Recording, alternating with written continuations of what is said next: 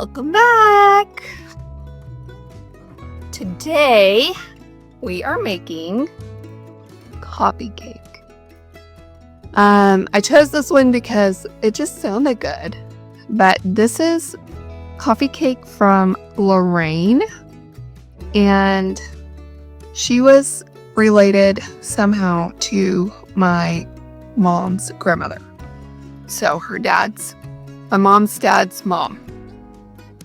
So, I've never met Lorraine, but hopefully her coffee cake is delicious. So here's our recipe. Not a lot of directions on here, so I'm gonna have to figure some things out. Yeah, no directions at all. There's a couple of interesting things on this card. Do you see these little asterisks here? I think those mean that those ingredients are optional. One of them being nutmeg, which I like nutmeg, so I'm keeping that one. The other one is flake coconut, and to me that kind of sounds weird for this recipe, so I'm not going to do that. But I will put it in the directions if you want to do it. I'm also not using a mixer today. I'm going to just hand mix this because I was thinking, why would you make a coffee cake? And I think you would make it when you're going to have a friend over for some morning coffee, or maybe they were going to play bridge or dominoes or something, which sounds really fun and cool. So let's just whip this up. So first, 2 ingredients are a cup of white sugar and a cup of brown sugar. So that's 200 grams of each. I weighed those out. I'm going to dump those in. And then a cup of cooking oil. It says Wesson because, that's the name brand, in case you're not familiar. So I do not have Wesson. I have Costco. Buy it in bulk. So give these a little mix here. This also has buttermilk in it, which I love baking with buttermilk. I just think it makes things so yummy. Everything's getting stuck in my whisk here. Now this, like I said, this doesn't have directions, so I'm not going to cream that. So I'm going to add the cup of buttermilk next. And this is real buttermilk. I did not make this with milk and lemon or vinegar. So about the real stuff. If you're near a Brahms, I'm not sponsored by them, but we in this house love Brahms milk. So that's where I got my buttermilk today.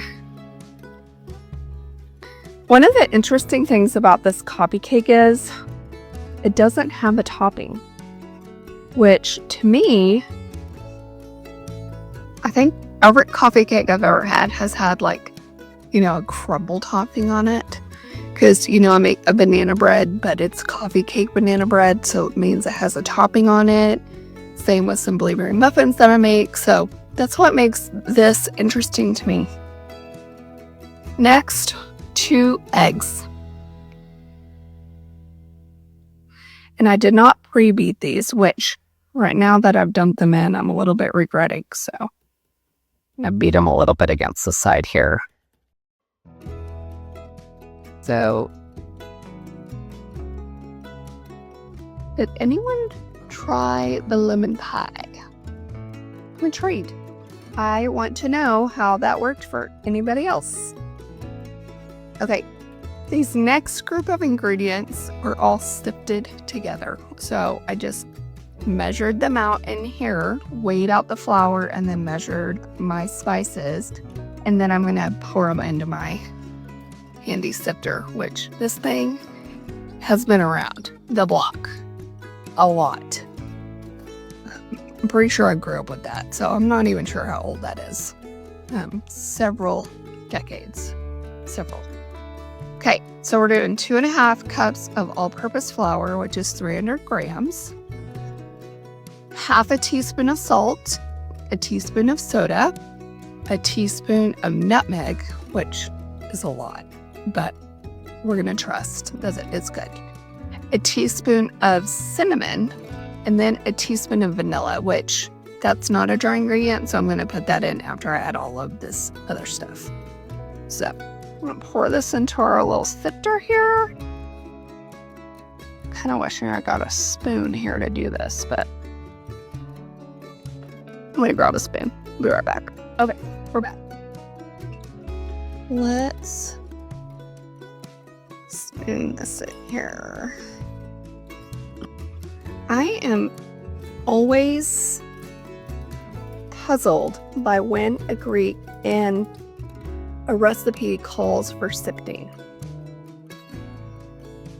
I mean, that nutmeg is strong. I can smell it. Very strong. So I'm interested what kind of flavor that this is going to have. This doesn't have any kind of icing or anything. So we'll see. This may be another one for the don't ever make again pile. Or maybe it's not. Maybe it's great. As I was measuring out the buttermilk, I was thinking as Mimo, and she used to drink buttermilk by the glass, like have an evening glass of buttermilk. So I took a whiff and I was like, I don't think I can do that. Maybe someday I will get brave and give it a try, but right now, I don't think so.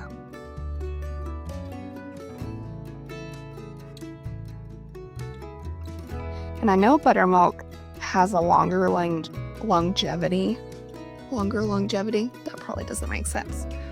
Has more of a longevity when it comes to keeping it.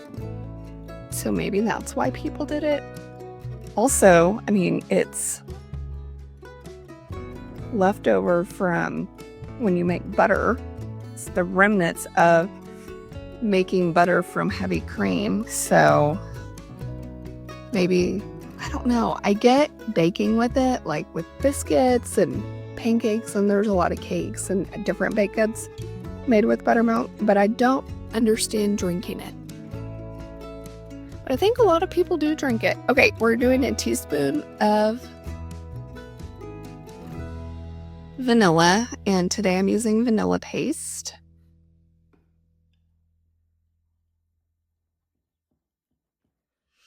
This is a nice thick batter. Okay. It does not tell me what size of pan to bake this in. It does tell me what degree and how long. It says 45 to 50 minutes. So my mom and I discussed, and the toss-up was between a square pan and a bread pan, a loaf pan, and we settled on a square pan. So we're gonna give this a try. Trial and error here.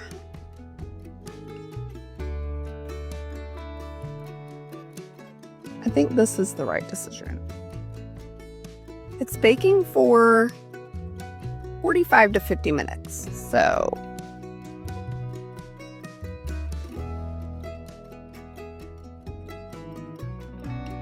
does anybody on here drink buttermilk? I can't get this out of my head. Like, I just keep thinking about drinking it. I don't know. Also, think of, now this is gross, but I think of my grandmother's husband, the later part of her life. He also drank buttermilk, and he shared it with his dog, which maybe you're good with sharing your drink with your dog, but that just doesn't sound fun to me. It kind of sounds gross. But anyway, those are the things I think about when I think about buttermilk. All right, let's get this in the oven. I'm sticking this in a 350 degree oven. Sorry, this camera's kind of weird. 350 degree oven for 45 to 50 minutes. So I'm probably going to start it at 40 and I'll just wait. When I start smelling it, I will check it in there. There it is in the pan. That nutmeg, now that it's all mixed in, doesn't smell too overpowering. Hopefully the brown sugar will balance her out. So we'll be back. We're back. And I pulled the cake out. I baked it for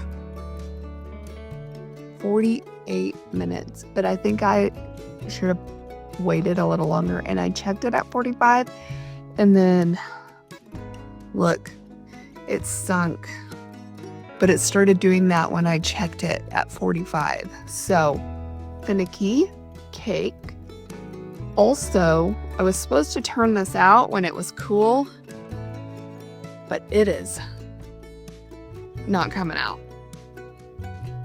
So I probably should have put some parchment on the bottom of this pan. And you'll see there's a little corner out of this because I had to go to a meeting and I hadn't eaten lunch yet. So I was like, I'm gonna have a little taste before I go do that. But let's cut a piece and give her a real taste test here. It's a little difficult to get out of the pan.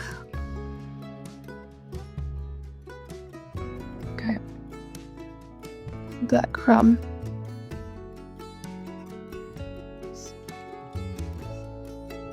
It does smell really good, and I'm trying to pinpoint what it smells like. Maybe a spice cake? I don't know, but just imagine we're, playing cards or having coffee, the little morning friend chat. Let's taste it.